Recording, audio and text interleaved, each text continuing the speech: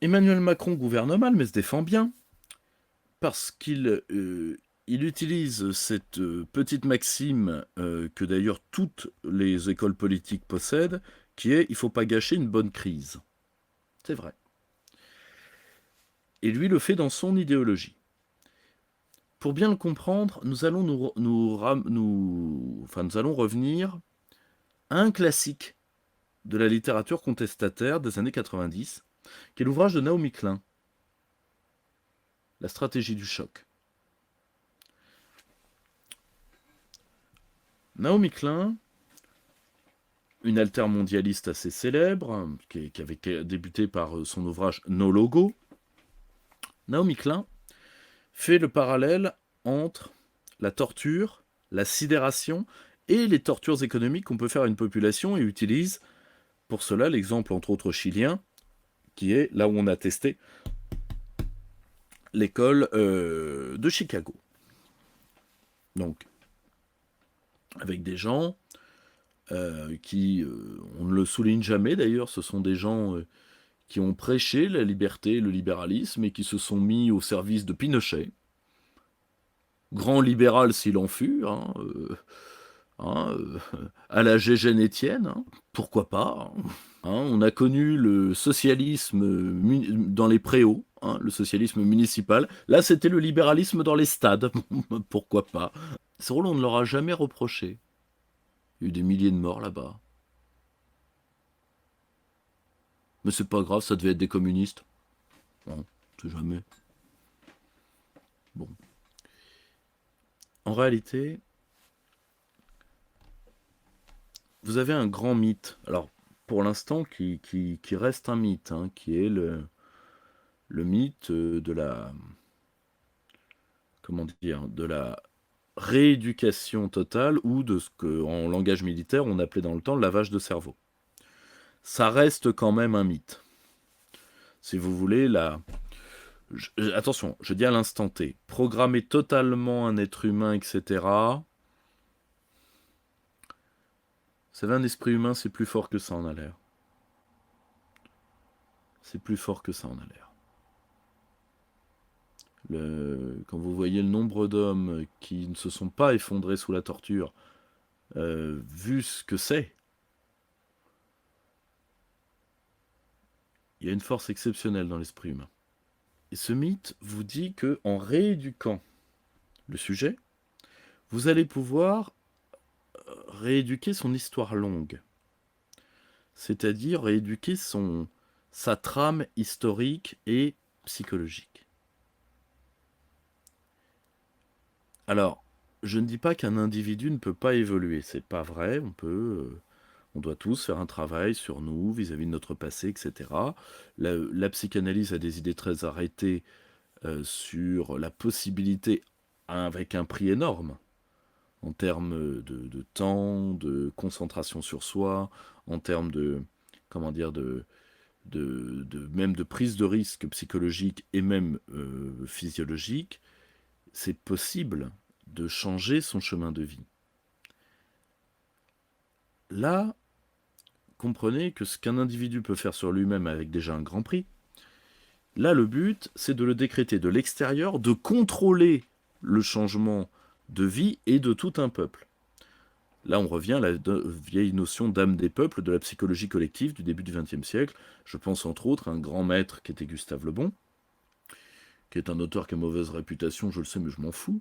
Moi je ne dérape plus, vous savez, je suis hors piste depuis longtemps. Et donc, de faire évoluer l'âme des peuples. Objectivement, et ça, Alexis de Tocqueville, dans l'Ancien Régime et la Révolution, le montre bien, même un événement si colossal que la Révolution française n'a pas changé les Français. Que les trames longues, ça c'est toute l'école brodélienne, etc., les trames longues finissent toujours par changer de forme. Voilà. Et ça, c'est d'un côté rassurant. Parce que ça veut dire qu'on ne peut pas détruire totalement les racines d'un peuple. Ou du moins c'est extrêmement difficile. Heureusement d'ailleurs. Ben, comme ça, ce n'est pas possible. On peut utiliser une autre technique qui est la sidération, qui est beaucoup plus facile qui est sur le sujet individuel quand vous le torturez. Tout simplement parce que vous allez induire de nouveaux réflexes, principalement entre apaisement, douleur. Pour que vous compreniez bien ce phénomène, alors je pourrais vous renvoyer à une partie de l'expérience de Milgram, même si celle-ci pose surtout la question de la soumission à l'autorité, mais surtout je vais utiliser une référence cinématographique. Alors c'est un vieux film, mais j'aime beaucoup Dustin Hoffman, c'est comme ça, qui est Marathon Man. Je vous fais rapidement l'histoire. Un criminel nazi se planque aux États-Unis, même s'il est recherché, et un jeune étudiant en histoire qui est Dustin Hoffman, disons, va avoir maille à partir avec lui. Et à un moment, ce nazi le torture, et le torture avec une roulette de dentiste. Bon. Donc en plus, avec le bruit, avec tout l'imaginaire enfantin de la roulette du dentiste, c'est, si vous voulez, c'est une scène assez... Et entre deux séances de torture, il lui met du baume. Pourquoi? Pour changer absence de douleur, douleur, récompense, punition. Ça marche pendant un temps très court, mais ça peut marcher sur une population si vous la prenez en état de sidération. C'est ce qu'on appelle la stratégie du choc. Ça peut durer assez longtemps. Les événements du Chili aujourd'hui, ce qu'on dit, les peuples d'Amérique latine se gauchisent pas, ils recrachent la dictature. Et si vous vouliez pas que ça se termine comme ça, fallait pas soutenir le plan Condor. Ça laisse des traces assez longues. Et cette sidération, vous pouvez l'utiliser... Alors, elle peut être autonome, comme dans les faits qui suivent la Première Guerre mondiale en termes de corps francs, donc la brutalisation des sociétés européennes par la guerre, soit vous pouvez le faire par une thérapie de choc économique, ce qui a été fait au Chili. On peut faire un parallèle avec ce qu'a fait Margaret Thatcher, à 3 nuances près. Premièrement, Margaret Thatcher, en réalité, fait rentrer dans son lit une partie du libéralisme classique anglais. C'est-à-dire que, c'est comme le fait, on me dit, il y a quand même très peu de... Même Boris Johnson n'est pas totalement sceptique sur le libre-échange. Mais Keynes, vous expliquez pourquoi?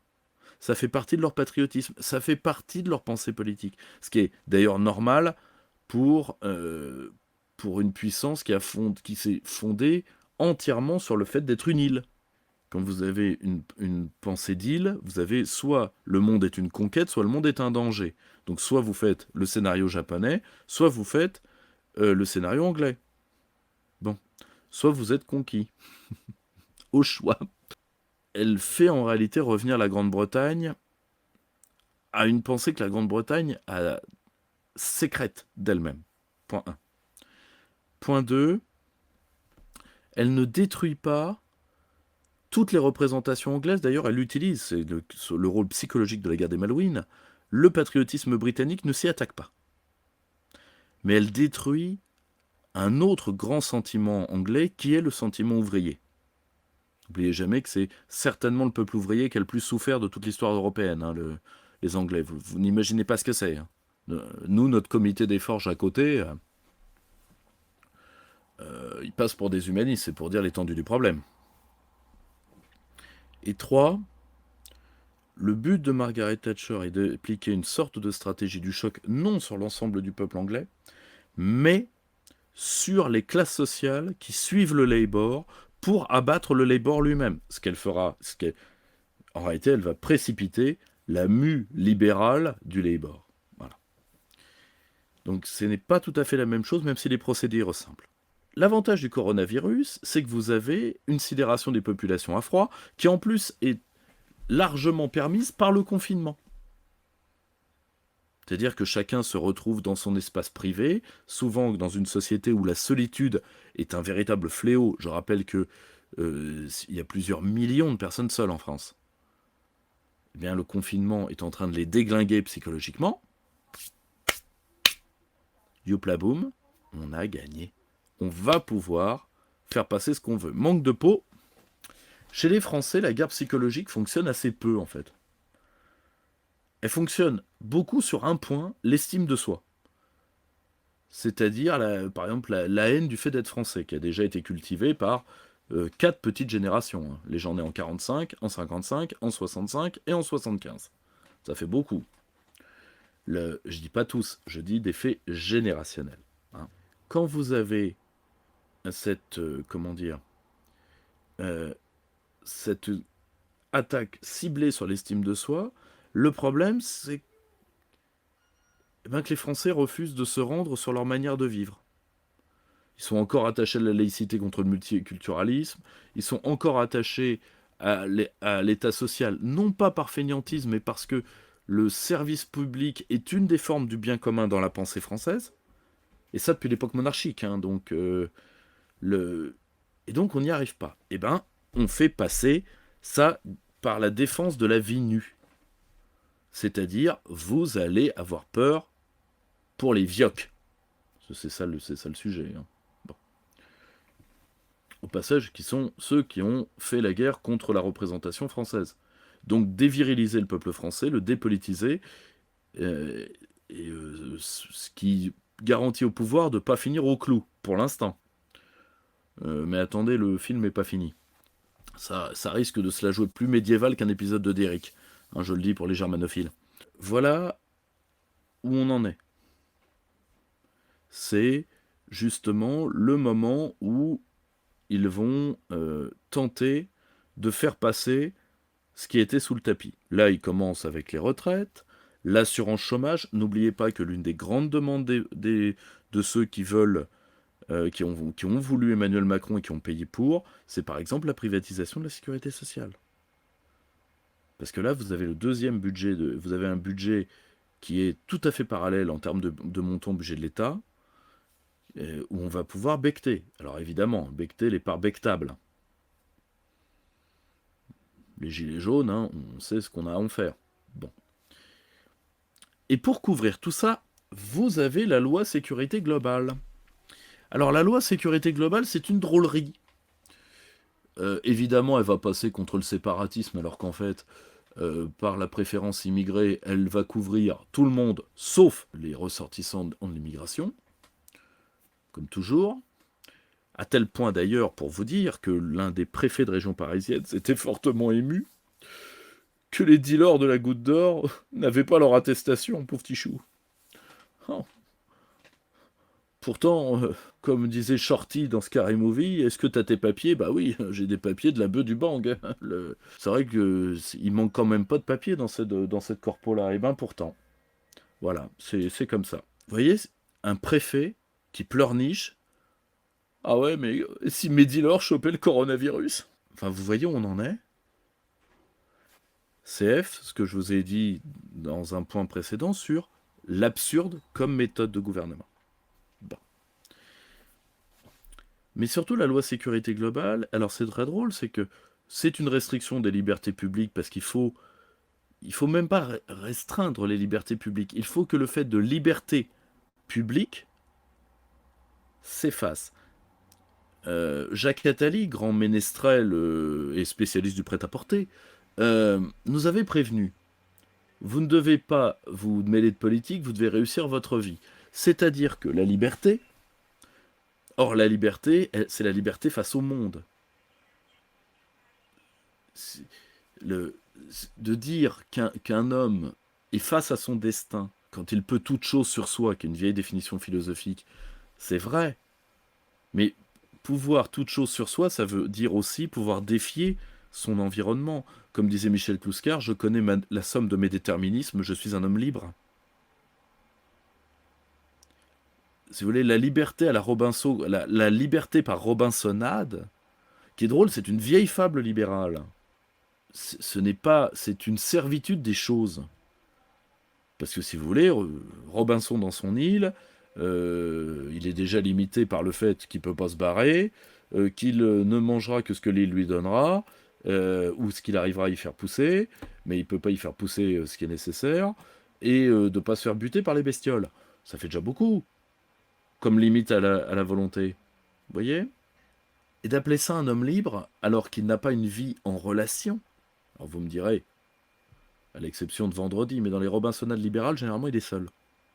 Qu'est-ce que la liberté d'un homme seul? Difficile. Je ne dis pas inexistante. Je dis que par rapport à l'histoire de la liberté dans le monde, dans notre pensée celto-héléno-chrétienne, ça fait quand même pas grand-chose. Mais, voyez, la perversion des mots sur l'exemple. Ils ne veulent pas faire disparaître la liberté, ils veulent que vous pensiez que le fait de rester enfermé chez vous, apprendre, disons, à vous former à la culture citoyenne grâce à BFM TV et à recevoir du Deliveroo est une liberté. Donc vous devriez être content parce que sinon, vous devriez être en Iran, ou à Cuba, ou au Venezuela, ou au Corée du Nord. C'est-à-dire de ces pays horribles où on demande aux femmes d'avoir des enfants, aux garçons de ne pas porter de jupe. Mon Dieu, presque le nazisme. Bon.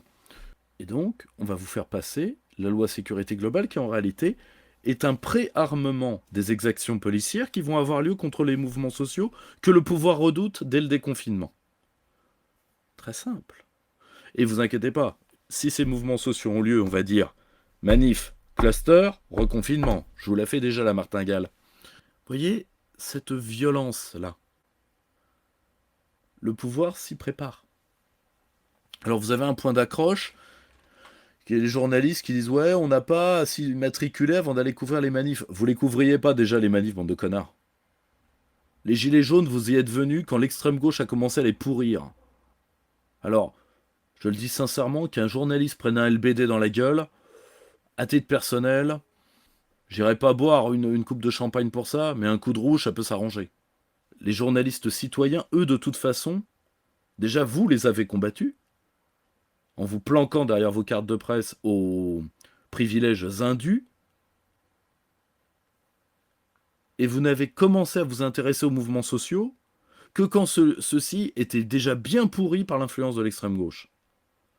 Donc ne venez pas dire que les flics vont, les méchants flics vont vous retirer de la liberté. Cette liberté, vous lui crachez à la gueule par vos comportements et votre micro-sociologie. C'est-à-dire les premiers ennemis, disons, du corps social, c'est les journalistes.